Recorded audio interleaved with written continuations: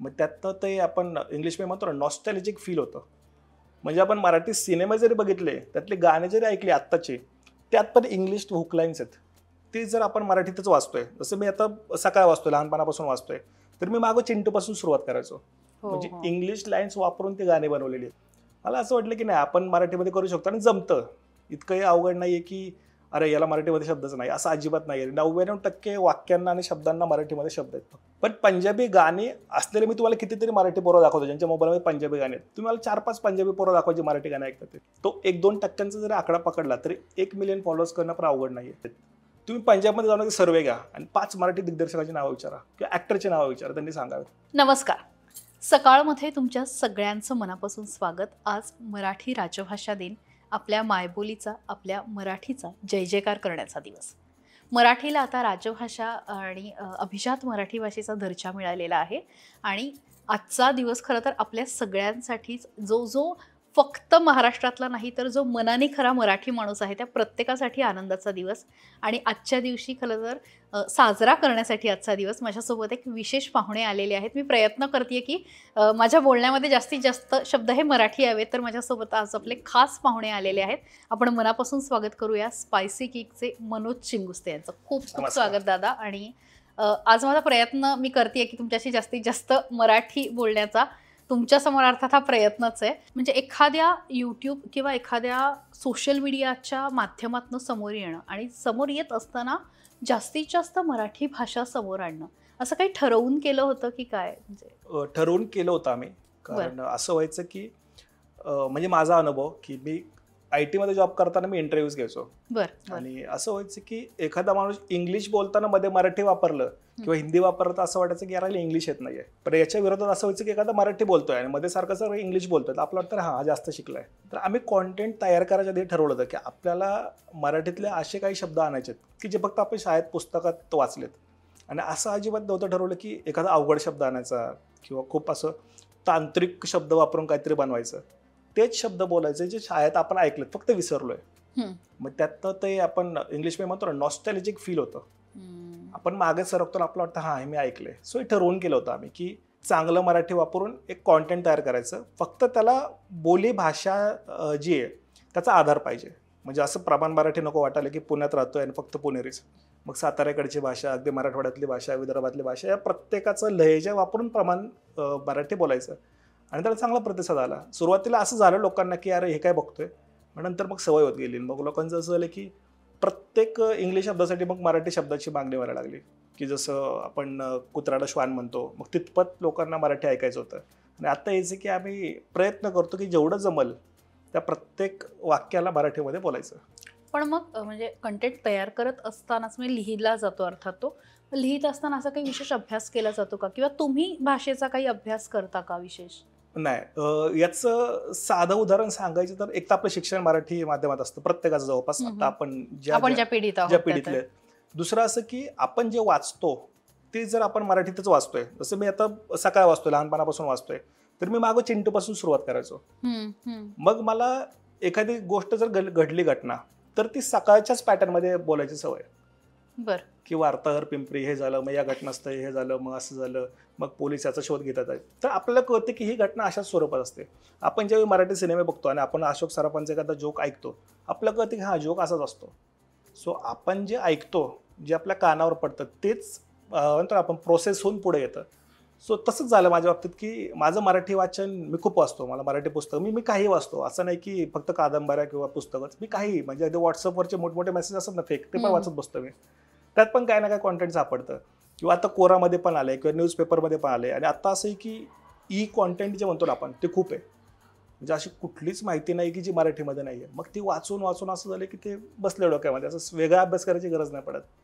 निश्चितच. पण तुम्ही जेव्हापासून अशा पद्धतीने म्हणजे मराठीवरती भर देऊन कॉन्टेंट तयार करायला सुरुवात केली, कशा लोकांच्या प्रतिक्रिया होत्या आणि काय नेमकं लोकांना आवडतंय? म्हणजे एक तर मला हा फायदा झाला पहिला की कोण करत नव्हतं, त्यातून मला करायची संधी मिळाली. दुसरं असं की मराठी माणूस खूप हवा आहे प्रत्येक गोष्टीमध्ये. मग त्यांच्या सणांच्या बाबतीत असेल आपल्या, किंवा मग आपल्या राहण्याच्या बाबतीत असेल, आपल्या खाण्याच्या बाबतीत असेल, प्रत्येक गोष्टी बाबतीत. मग तो भाषेच्या बाबतीत पण आहे. फक्त एवढाच प्रॉब्लेम होता की कोणी ते करत नव्हतं. म्हणजे आपण मराठी सिनेमा जरी बघितले, त्यातले गाणे जरी ऐकले आत्ताचे, त्यात पण इंग्लिश हुक लाईन्स आहेत. म्हणजे इंग्लिश लाईन्स वापरून ते गाणे बनवलेले आहेत. म्हणजे आपण इतकं म्हणतो ना की दुसऱ्यावरती परावलंबी झालोय की एक हुक लाईन लिहायला पण मला इंग्लिश शब्द लागतात किंवा हिंदी वाक्य लागतात. मला असं वाटलं की नाही आपण मराठीमध्ये करू शकतो आणि जमतं. इतकंही अवघड नाहीये की अरे याला मराठीमध्ये शब्दच नाही, असं अजिबात नाही. 99% वाक्यांना आणि शब्दांना मराठीमध्ये शब्द आहेत, फक्त आपण ते वापरत नाही म्हणून ते विसरलोय. एक प्रश्न म्हणजे सातत्याने येतो की एखाद्या विषयावर आपल्याला बोलायचं आहे. उदाहरणार्थ समजा मला एखादं माध्यमामध्ये स्वतःचं काहीतरी तयार करायचं, एखादं यूट्यूब चॅनल असेल, इंस्टाग्राम असेल, जे काही. तर असं आहे का की तुम्ही ते इंग्रजीमधनंच करायला हवं, की मराठीत त्याला ऑडियन्स बघत नाही, की मराठीमध्ये आपण हे सगळं करू शकतो आणि हे चालू शकतं? मराठीमध्ये 100 मिलियनचा ऑडियन्स आहे की जो ऑलरेडी सोशल मीडिया वापरतोय. म्हणजे अगदी आम्ही ही काही आपण म्हणतो ना की कॅल्क्युलेशन्स करून तो आकडा काढलाय की इतका मोठा ऑडियन्स आहे जो मराठी कॉन्टेंट पाहतोय किंवा सगळंच कॉन्टेंट पाहतोय. प्रत्येक जण फॉलो कॉन्टेंट कंझ्युम करतोय, पण प्रत्येक जण तुम्हाला फॉलो सबस्क्राईब करत नाही. तो 1-2% जरी आकडा पकडला तरी 1 मिलियन फॉलोअर्स करणं पण अवघड नाहीये. इतका मोठा मराठी ऑडियन्स आहे. आणि हे जर तुम्हाला पाहायचं असेल ना तर तुम्ही काही मराठी गाणे किंवा काही मराठी सिनेमा बघा ज्यांना लोकांचा जो प्रतिसाद मिळालाय तो करोडो व्ह्यूज मध्ये असतो. मराठी ऑडियन्स खूप आहे. आता तुम्ही बघा ना की पंजाबी गाणे, पंजाब महाराष्ट्रापेक्षा खूप लहान आहे. पंजाबी भाषा बोलणारे पण मराठीपेक्षा खूप कमी आहेत. पण पंजाबी गाणी असलेले मी तुम्हाला कितीतरी मराठी पोरं दाखवतो ज्यांच्या मोबाईलमध्ये पंजाबी गाणे आहेत. तुम्हाला 4-5 पंजाबी पोरं दाखवायचे मराठी गाणे ऐकतात. मी तुम्हाला 90% पोरं दाखवतो ज्यांना पंजाबी आर्टिस्ट माहिती आहेत, पंजाबी गायक माहिती आहेत, रॅपर माहिती आहेत, त्यांच्याकडचे सिनेमे पण माहिती आहेत. तुम्ही पंजाबमध्ये जाऊन सर्वे घ्या आणि 5 मराठी दिग्दर्शकाची नावं विचारा किंवा ॲक्टरची नावं विचारा, त्यांनी सांगावे. समस्या ही आहे की जे कॉन्टेंट बनतं त्याच्या क्वालिटीवरती ठरतं की कुठली भाषा किती लांब पसरणार. म्हणजे मला पर्सनली कॉलेजला वगैरे असताना असं कन्नड भाषा म्हटलं काहीतरीच कॉमेडी वाटायची. पण जेव्हा त्यामध्ये KGF आला किंवा कांतारा आला मला ती भाषा आवडायला लागली. म्हणजे त्या भाषेवरून मग मी ठरवलं की कन्नड भाषा कशी आहे, कर्नाटकची लोकं कशी आहेत, किंवा अगदी साऊथ पडले असतील तमिळ तेलुगू, त्यांचे पण काही सिनेमे असे बाहुबलीसारखं आला किंवा अगदी पुष्पा, मला वाटलं हा ही लोकं कसली खतरनाक आहेत, किती भारी आहेत, हे त्यांच्या कॉन्टेंटवरून कळतं.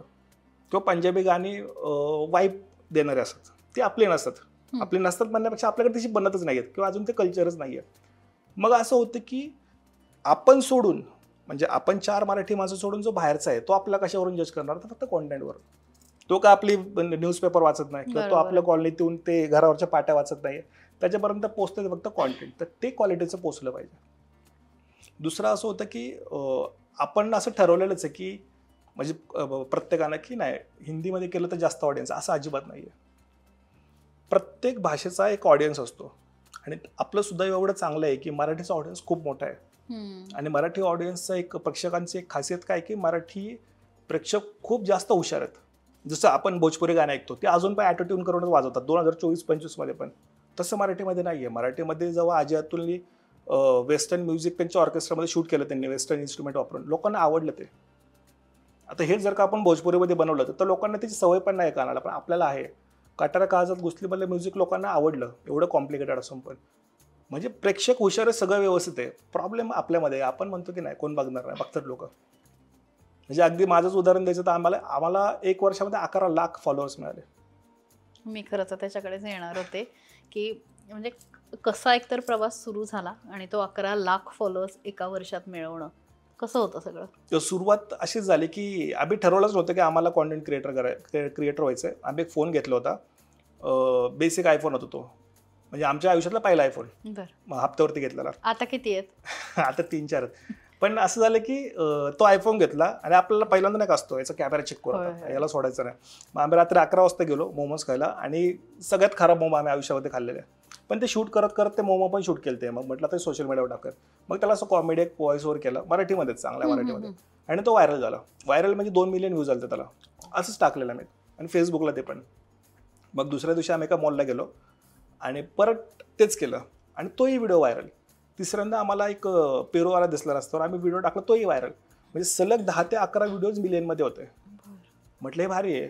कारण 12 वेळ अशी होती की आम्हाला एका हॉटेलचा कॉल आला की आमचा व्हिडिओ शूट करायचा 2000 रुपये देतो. म्हटलं अरे भारी आहे. म्हणजे ठीक खायलाही भेटतं. आणि कारण फूड ब्लॉगर किंवा कॉन्टेंट क्रिएटर असं त्यावेळी डोक्यात नव्हतं. आम्ही ठरवलं आपल्याला कॉन्टेंट करायचं, पण आमच्या डोक्यात होतं की मोठे व्हिडिओ करायचे, वाईड असो, किल्ल्यांचे व्हिडिओ, ट्रॅव्हलचे व्हिडिओ, पण हे नवीन होतं. मग तो व्हिडिओ केला आम्ही 2000 रुपये घेऊन, आणि त्यात असं झालं की सुदैवाने त्या व्हिडिओला 6 मिलियन व्ह्यूज आले. बरं. मग त्या हॉटेलवाल्याने मला अजून 5 जणांचे नंबर दिले की यांचे पण करायचे. मग तिथून ती सुरुवात झाली आणि नंतर मग आम्ही पण शिकत गेलो. आम्हाला कळालं की व्हर्टिकल व्हिडिओज म्हणजे आपण जे उभे व्हिडिओ पाहतो त्याचं पण एक मोठं मार्केट आहे. आणि त्याचं मार्केट इतकं मोठं आहे की आडव्या व्हिडिओ इतकेच पैसे उभ्याला पण मिळतात आणि 1 मिनिटासाठी. मग तिथून पुढे मग आम्ही पण असं थोडंसं एक पाऊल मागं टाकलं, हे कसं करायचं, कसं चांगलं करता येईल. नंतर मग थोडंसं मला डिजिटल मार्केटिंगचा अनुभव आहे, तर मग आपला PR कसा करता येईल, लोक आपल्याला कशामुळे ओळखतील, किंवा आम्हाला त्यावेळी हे खूप होतं की व्ह्यूज खूप चांगले यायचे. मग आम्ही ठरवलं की भाषा पण थोडीशी पोचवायची लोकांपर्यंत. फक्त पैसे मिळतात ते म्हणून आपण कॉन्टेंट करतो. मग आम्ही काय केलं त्यावेळी की महाराष्ट्रातली मंदिरं असतील, अशी मंदिरं की जी खूपच भारी आहेत, जसं खिद्रापूरचं मंदिर आहे, पण ते लोकांपर्यंत पोहोचलेलंच नाहीये. किंवा गोराडेश्वर रॅली आहे सोमवती वाटा, ती लोकांपर्यंत पोहोचलेली नाही. ती त्याच 4 गावांपुरती मर्यादित असते किंवा तेवढ्याच एरियापुरती असते. पण मला जर बघणारा विदर्भातला प्रेक्षक वर्ग आहे, मग त्यांच्यापर्यंत पण पोहोचलं पाहिजे. मग मराठी भाषा वापरून, इकडच्या तिकडच्या बोली भाषा वापरून मग आम्ही ते कॉन्टेंट बनवायला सुरुवात केली. आणि मग तो सगळा जो काही पसरत गेला. मला परत एक वेगळा प्रश्न विचारायचा होता की आता फक्त पुणे मुंबई किंवा याच भागातला नाही तर कुठले कुठले प्रेक्षक बघतात, कुठे कुठे भेटतात आणि कशा रिएक्शन्स असतात? जवळपास पूर्ण महाराष्ट्रामध्ये असा एकदाही झाला नाही की आम्ही कुठे गेलोय आणि लोक ओळखत नाहीत. आम्ही वेरूळमध्ये गेलो होतो कैलास मंदिर पाहायला. तर पहिल्यांदा असं झालं की आम्ही आतमध्ये गेलो, तिथं एंट्री केल्यानंतर आतमध्ये गेलो तर एक सहल आली होती. सगळ्यांनी आमच्यासोबत फोटो घेतले आणि मग बाकीच्यांना प्रश्न पडला, हे कोण आहेत, म्हणजे लोक यांच्यासोबत फोटो का काढतात ते. तर मग त्याचं बोलत बोलत सगळ्यांपर्यंत गेलं आणि थोड्या वेळानं असं झालं की ते सिक्युरिटीवाल्याने आम्हाला बाहेर काढलं की तुमच्यामुळे गर्दी होती. हा तिथला एक अनुभव आहे. दुसरा अनुभव काल परवाचाच, एका मॉलला गेलो होतो, सेम मॉलमध्ये तेच झालं. 2-3 लोक आले, फोटो काढल्यानंतर अजून 3-4 जण जमा झाले, लोक बोलत बसले आणि कशी गर्दी जमा झाली, सिक्युरिटीने बाहेर काढलं. तर असं होतं की आम्ही जिकडेही जातो, मग संभाजीनगर असेल, नगर असेल, अहिल्यानगर असेल, अजून आम्ही धुळ्याला गेलो, धुळ्याला पण असं झालेलं. पुण्यामध्ये तर, पण पुण्याचं एक खासियत सांगतो तुम्हाला, पुण्यामध्ये तुम्ही जर पुण्यातल्या पेठांमध्ये गेलात, PCMC नाही पुण्यामध्ये, तर पुण्यात लोक इतके भारी आहेत ना, अच्छा इन्फ्लुएन्सर का, ठीक आहे आपण बघतो की त्याची एवढंच असतं, ठीक आहे असं, आणि ते खूप भारी आहे. पण तुम्ही बाहेर गेलात ना, लोकांमध्ये असं खूप जास्त असे माणुसकी भरले, अरे आपण त्याला बघितलं होता ना, ह्याचं बोलतो, लोक बोलतात.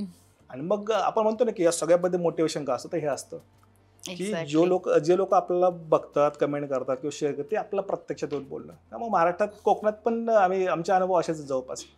कोकणातले लोक भारी आहेत तेव्हा, असं एकदम सौम्य येऊन बोलणार, पुण्यावर आलायसा असं, मग हळू चालू होणार, मग काय करता, अच्छा व्हिडिओज करताय, मग खायचं पैसे कसं, तेव्हा त्यांचे प्रश्न असे एकदम निरागस आहेत. या बाबतीत कोल्हापूरचे अनुभव खूप वेगळे आहेत. कोल्हापुरात प्रत्येक घरात एक क्रिएटर आहे. हा, म्हणजे ते तुम्हाला कॉन्टेंटचे रिलेटेड असं नॉर्मल प्रश्न नाही विचारत, कुठला फोन वापरता, मग कसा करता, अच्छा मग पैसे कसे वाटत, त्यांना खूप असं कंटेंट बद्दल क्युरियोसिटी आहे. असं प्रत्येक जिल्ह्याचे एक अनुभव आहेत. सही आहे, पण हे सगळं खूप इंटरेस्टिंग आहे. पण परत एकदा की आपण काहीतरी हे सगळं देत असताना भाषेवरती काम करतोय, तर मग आता तुम्ही जसं मगाशी आपण इंटरव्ह्यू पूर्वी बोलत होतो की आता तुमची टीम आहे, पण मग लिहितो कोण आणि लिहिताना कटाक्षाने काय पाळलं जातं आणि मग व्हॉइस ओव्हर कोड करतं, ती सगळी प्रोसिजर कशी असते? आत्ता असं आहे की जसं सोशल मीडियाची मागणी वाढते, जसं प्रेक्षक आपल्याला पाहतात, तर प्रेक्षकांचं असं असतं की किंवा आपणच प्रेक्षक आहे, आपण एकदा व्हिडिओ पाहतो, मग 2-3 वेळा सेम पाहून आपल्याला कंटाळा येतो, मग आपल्याला नवीन काहीतरी करायचं असतं.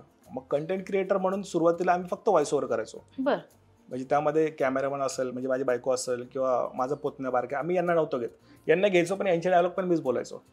मग त्यात थोडेसे बदल आणले, आम्ही माईक वापरून मग डायलॉग्स बोलायला सुरुवात केली. मग त्यानंतर आता असं आहे की आम्ही डायलॉगवरती पण पूर्ण व्हिडिओ करतोय, आता असं डायलॉग प्लस व्हिडिओ पण, व्हॉइस ओव्हर पण करतोय.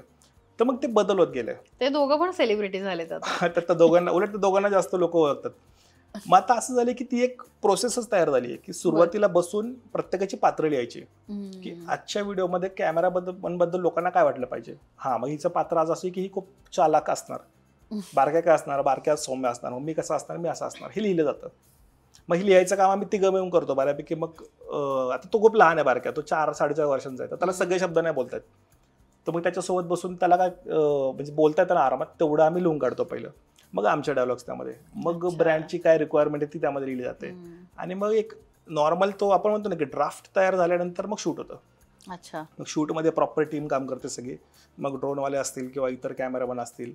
मग त्यानंतर जो व्हॉइस ओव्हर आणि एडिटिंगचा पार्ट आहे, तर लिखाणाचा जवळपास 100% पार्ट माझ्याकडे असतो तो भाग, आणि एडिटिंगसाठी एक जण मला हेल्प करतो, पण त्यात पण 90% भाग मीच बघतो. फक्त आपण मास्टरिंग जे म्हणतो ना तो करून देतो, आणि बाकी सोशल मीडिया हँडल करायला 1-2 जण आहेत. अच्छा, आता मोठी टीम त्या अर्थाने झालेली आहे. आता ती गरज आहे. आता असं होतं की कुणाला आपण इग्नोर नाही करू शकत. प्रत्येकाच्या मेसेजचा रिप्लाय केला पाहिजे, प्रत्येक ब्रँड सोबत बोलणं झालं पाहिजे. काही कमेंट असतील तर त्या डिलीटही करायला लागतात, तर त्याच्यावरती लक्ष ठेवायला लागतं. हे सगळं सुरूच असतं. निश्चितच हे सगळं एका बाजूला सुरू असताना आपल्याकडे ना आता म्हणजे सामाजिक पण अनेक प्रश्न असतात आणि मग तशा पण काही अर्थाच्या कमेंट्स येऊ शकतात किंवा असं काही, तर मग ते जर तसं कधी झालं तर कसं फेस करता किंवा काय? आता झालंय असं की लोकांना प्रत्येक गोष्टीवरती मत आहेत. तुम्ही काही सकारात्मक केलं तरी त्यांची मत आहेत. मला असं विचारायचं होतं की काका पुतण्यावरती पण तुम्हाला थेट पवारांशी जोडून पण असं हे बरेच कमेंट्स येतात की बारक्या सगळा व्यवसाय घेऊन जाईल वगैरे. नाही, पण ते क्रिएटिव्ह असतात कमेंट. तुम्ही कमेंट वाचता ना, कधी कधी तुम्हाला व्हिडिओपेक्षा कमेंट जास्त त्या इंटरेस्टिंग वाटतात की अरे आगायला कसं सुचलं असेल. म्हणजे आम्हाला नाही सुचत असं कधी, पण तो व्हिडिओ केल्यानंतर तो एक डायलॉग असतो, त्या डायलॉग वरती लिहिलं असतं हा बारक्या आता चॅनल खातोय. मग मला कळतं हा हे असं पण गेलं होतं. नाही, पण कमेंट तुम्ही इंस्टाग्रामच्या स्पेसिफिक तुम्ही जर कमेंटच वाचताय ना, तर क्रिएटिव्ह लोक आहेत. मी पहिलं पण म्हटलं की मराठी माणसं खूप हुशार आहेत. त्यांचं लक्ष खूप बारीक असतं आणि त्यांना कुठल्या गोष्टीवरून एखादा जोक तयार करायचं हे पटकन कळतं. सो तेच की कमेंट 99% तर आम्हाला सगळ्या सकारात्मक असतात. 1-2 इकडचे तिकडचे, मग तेवढ्या आम्ही एडिट करतो. एक्झॅक्टली. आता परत एकदा म्हणजे थोडंसं इंटरव्ह्यूच्या मी शेवटाकडे जाते की मराठी भाषा आपल्याला जपायची आहे आणि ती घेऊन पुढे जायचं आहे. आता ना आपण बोलताना सुद्धा म्हणजे कटाक्षाने आता टाळतोय म्हणून, पण बरेच शब्द असे असतात की तोंडात बसलेले असतात इंग्रजी शब्द. पण मग अशा वेळी ती भाषा जपण्यासाठी मी असं म्हणत नाही की आपण रोज कम्प्युटरला संगणकच म्हटलं पाहिजे, पण तरीही ती भाषा कुठेतरी राहिली पाहिजे. यासाठी काय करायला हवं, तुम्हाला काय वाटतं? भाषा जपणं हे फक्त क्रिएटरचं किंवा जो व्यक्ती लिहितोय जो साहित्यिक त्याचं काम नाहीये. एखादी भाषा वाचणं म्हणजे पण जपणं आहे, ऐकणं म्हणजे पण जपणं आहे, ती लिहिणं म्हणजे पण जपणं आहे, ती बोलणं म्हणजे पण जपणं आहे. आपण भाषा जर का वापरता येत नाहीये तर आपण कुणाला दोषी धरतो की माध्यमांना, अरे यांनी असं लिहिलं, यांची चूक आहे. असं नसतं. मी किती ऐकतोय, मला किती माझ्या भाषा आवडते, आणि आपल्याला आपलं एक सगळ्यांचं प्रॉब्लेम काय असतो माहितीये का, आपल्याला जे फुकट भेटलं ना त्याची किंमत नसते. मी ऑफिसमध्ये असताना ना, एक ओरिसाचा माझा मित्र होता. त्याला फक्त त्याची भाषा आणि इंग्लिश जायचे. तर ऑफिसमध्ये असताना आपल्या इकडे तिकडचं आपण बोलतो त्यावेळी मग तो तेच म्हणायचं की अरे आमच्या भाषेत काहीच नाहीये, म्हणजे असं जास्त पुस्तकं नाही आहेत की आपण कसं काही शिकताना ना इकडचे तिकडचे कोर्स करताना म्हणतो अरे मराठीत आहे का बघ, तर त्यांच्याकडे काही तेवढं जास्त नाहीये. तर तेव्हा मला असं वाटायचं की आपली मराठी किती भारी आहे, की यार आपल्याकडे सगळंच आहे. म्हणजे मला अगदी संत साहित्य वाचायचं ते पण आहे, मराठी तांत्रिक पुस्तकं पण आहेत, कादंबऱ्या पण आहेत, सगळंच आहे आपल्याकडे. तर आपल्याला त्याची किंमत नाहीये. जेव्हा आपण मोजक्या लोकांमध्ये जी आपली एखादी भाषा असते ना, ज्याला आपण छोटी भाषा म्हणतो, जी खूप कमी लोकांना समजते, तेव्हा आपल्याला प्रॉब्लेम कळतो. आता आपल्याकडे आहे ना, मग आपल्याला त्याची किंमत नाही. आपल्याला असं की वाटतं की मी जर इंग्लिश शिकलो तरच माझ्याकडे पैसे येतील, किंवा मी हिंदी बोललो तर कूल वाटेल, किंवा मराठी बोलतोय म्हणजे अरे काय लोक काय, असं नाहीये. मुळात ती भाषा सगळ्यात क्लिअर हेच आहे की त्या भाषेचा वापर झाला पाहिजे. त्या भाषेमध्ये चांगलं कॉन्टेंट म्हणजे फक्त सोशल मीडिया नाही, कॉन्टेंट म्हणजे आपले गाणे असतील, फिल्म असेल, साहित्य असेल, हे बनलं पाहिजे. आणि ते असं पाहिजे की ते बाकीच्या लोकांना वाचायच्या वाटलं पाहिजे, हा मला हे वाचायचंय, मला हे समजून घ्यायचंय, हे काय आहे. किंवा जे काही गोष्टी आपण म्हणतो ना की ज्या लोकांपर्यंत पोचतात, जसं आपण बघतो की या देशामध्ये हा शोध लागला, किंवा आपण कोरियन ड्रामा बघतो, किंवा आपण एखादी वेब सिरीज बघतो, त्या स्पॅनिश वेब सिरीज असतात, आपण हिंदीमध्ये डब करून ऐकतो, इंग्लिशमध्ये ऐकतो. कोरियन ड्रामा मागच्या 3-4 वर्षामध्ये जो एवढा हिट चाललाय, ती भाषा नाही कळतं लोकांना. आणि भाषेने इतका फरक पडतो की एखादा ट्रेंड किंवा एखाद्याचं ब्रेन वॉशिंग आपण आपली भाषा वापरून करू शकतो. म्हणजे तुम्ही खूप चांगली वेब सिरीज जर का आपल्या मराठी भाषेमध्ये बनवली की जी पूर्ण जगाला आवडेल, तुम्ही बघा त्या वेब सिरीज मधले जे पात्र आहेत लोक त्याला आत्मसात करतात. हा मला पण असंच दिसायचंय, किंवा मला असंच वागायचंय. जसं अगदी साध्या शब्दात सांगायचं तर आपण जॅक स्पॅरोचे मर्चंडाईज पाहिले, स्पायडरमॅनची पाहिली आहे, किंवा कितीतरी ॲव्हेंजर्सची पाहिली आहे. मराठीमध्ये दाखवा बरं कोणाचं आहे का, कोणतं टी शर्ट घालून फिरतं का, नाही मी आता कोबड्या खवीचं टी शर्ट घालून फिरणार. ते तयारच नाही होते. तर ते तयार झालं पाहिजे. आणि ते तयार कसं होणार की मग हेच की त्या लेवलला, म्हणजे आपण मग हाच विचार केला पाहिजे की हा मराठीचा एक प्रेक्षक वर्ग सोडून अजून पण प्रेक्षक वर्ग आहे, आणि त्यांना आपल्या भाषेकडे आणायचं. जसं छावा आता हिंदीमध्ये रिलीज झालाय, तर दक्षिण भारतात मागणी झाली की आम्हाला पण बघायचं आहे. तर ही मागणी झाली पाहिजे आपल्या भाषेच्या बाबतीत. एक्झॅक्टली. बरी म्युझिकचं पण आपले पुढे जेव्हा आलं होतं 10-12 वर्षांपूर्वी, तेव्हा काय एवढं सोशल मीडिया नव्हतं, पण आपण ऐकायचोच की. मुद्दा हाच आहे की कॉन्टेंटच असं बनलं पाहिजे की जे बाकीच्या भाषांना अपील करेल. हे कॉन्टेंट म्हणजे बनवण्यासाठी अनेकांना खरं तर कष्ट घ्यावे लागतील, पण मला थोडंसं कौटुंबिक पातळीवरती विचारायचं आहे की कौटुंबिक पातळीवर ना म्हणजे मुलांना फक्त इंग्रजी शाळेतच घालायचं आणि त्यासाठी होणारा आटापिटा बऱ्याचदा आर्थिकदृष्ट्या ते परवडत पण नसतं. मी असं म्हणत नाही, तो अर्थात त्या त्या पालकांची पसंती असू शकते, त्यांनी काहीतरी चांगलाच विचार केला असेल, पण ज्या पद्धतीने येणाऱ्या पिढीसमोर कुठेतरी नेलं जातं की मराठी हे थोडंसं कमी दर्जाचं आहे आणि इंग्रजी भाषा ही उच्च दर्जाची आहे, तुम्हाला जाणवतं असं? नाही, असं आता हा जो मागचा 20-30 वर्षांचा कालावधी होता ना, त्यामध्ये ते जाणवायचं आणि ती खरंच गरज होती. इंग्लिश ही बिझनेस भाषा होती. पण आता आर्टिफिशियल इंटेलिजन्स आले, AI जे आले, AI मुळे हे सगळं बदलणार आहे. म्हणजे तुम्ही आता पण ChatGPT वरती मराठीमध्ये काहीतरी सर्च करा, जे 6 महिन्यापूर्वी करायचे, खूप बदल आहे. म्हणजे आपण म्हणतो ना, इंग्रजी ही बिझनेसची लँग्वेज आहे, बिझनेसची भाषा आहे. तर खूप स्वाभाविक होतं की मला जर काही एखादी इन्व्हेस्टमेंट बँकिंगची टर्म समजून घ्यायची, जी आता भारतामध्ये इन्व्हेस्टमेंट बँकच नाहीये, त्यामुळे आपल्याकडे त्याच्याबद्दल नॉलेज असणं गरजेचं नव्हतंच, किंवा एखादं कोडिंग शिकायचं आहे. पण आता ते मराठीमध्ये आले, तर काही वर्षात असं होणार आहे. अजूनही पुण्यामध्ये अशा काही मराठी शाळा आहेत तिथे ऍडमिशन घ्यायला पण डोनेशन द्यायला लागतं. मराठी शाळा आहेत आणि हे वाढणार आहे. आणि त्या मराठी शाळेमध्ये चांगल्या चांगल्या लोकांची मुलं आहेत. म्हणजे सामान्यांना ऍडमिशन मिळत नाही. आता नावं नाही घेतली पाहिजे यांची, पण असं होतंय आणि हे चांगलंच आहे. आणि आपण जसं म्हणतो की इंग्लिशचा एक मोठा ट्रेंड होता, तर तो थोडा डाऊन यासाठी पण होणार आहे. कारण प्रत्येकाला आता स्पर्धेत नाही अडकायचं. म्हणजे मला जर उद्या रॅपर व्हायचं आहे आणि मी इंग्रजी रॅपरसोबत स्पर्धा करायला गेलो, तर त्यांची भाषा शिकेपर्यंत माझा अर्ध वय निघून जाईल. मग त्याच्याऐवजी जर मराठीमध्ये करतोय, तर माझी जी मेहनत आहे ती डायरेक्ट 50% कमी होते. प्लस लोकांना मी लगेच कनेक्ट होणार. अगदी आजच्याच भाषेत सांगायचं, आम्ही लगेच कनेक्ट होणार, वाईब क्रिएट होणार, लोकांना आवडणार.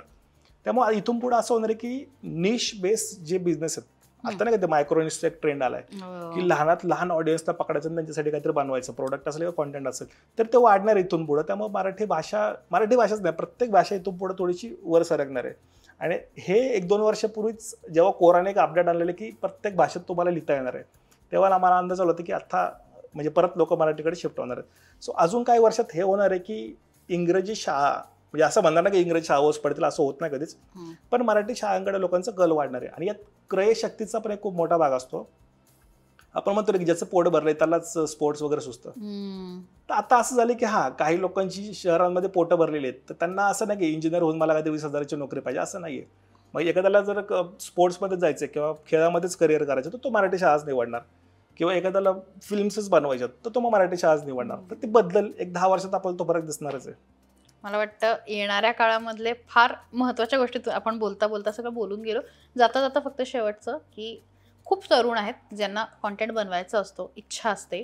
अर्थात हे काही सगळं एका रात्रीत होत नाही, पण त्यांना जाता जाता काय सांगाल?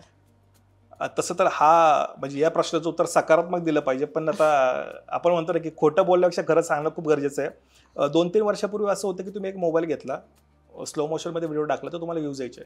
आता प्रेक्षकांची भूक वाढली आहे, ती इतकी वाढली आहे की त्यांना 30 सेकंदांमध्ये पण काहीतरी भव्य दिव्य पाहिजे, काहीतरी असं सरप्राईज पाहिजे की व्हिडिओ पाहिला तर काहीतरी भारी घडलं पाहिजे, किंवा काहीतरी कॉमेडी झाली पाहिजे, किंवा काहीतरी मेसेजेस आला पाहिजे, किंवा काहीतरी शिकायला भेटलं पाहिजे. तर कॉन्टेंट आता मॅच्युअर होते. म्हणजे मागच्या 5-7 वर्षांमध्ये लोकांना व्हिडिओज काय आहेत हा प्रकार कळाला की 30 सेकंदाचा व्हिडिओ असू शकतो. आता लोकांना एक तर त्यातनं काहीतरी ज्ञान पाहिजे की मला जर कोडिंग शिकायचं तर मला 30 सेकंदात सांग कसं करायचं, 1 मिनिटात कसं करायचं. तर चॅलेंज वाढले. दुसरं आहे की स्पर्धा वाढली, प्रचंड स्पर्धा वाढली. 17-18 वर्षाची पोरं इतकं चांगलं व्हिडिओ करतात. एक तर त्यांच्याकडे प्रत्येक गोष्टीचा ऍक्सेस पण आहे म्हणा, त्यांना कळतं पण सगळं की लाइटिंग काय असते, माईक काय असतो, नॉईज का नसला पाहिजे, पोस्ट प्रोसेस प्रोडक्शन काय असतं, एडिटिंग काय असतं, किंवा अगदी DI काय असतं, कलर ग्रेडिंग काय केलं, हे सगळं कळतं सगळ्यांना.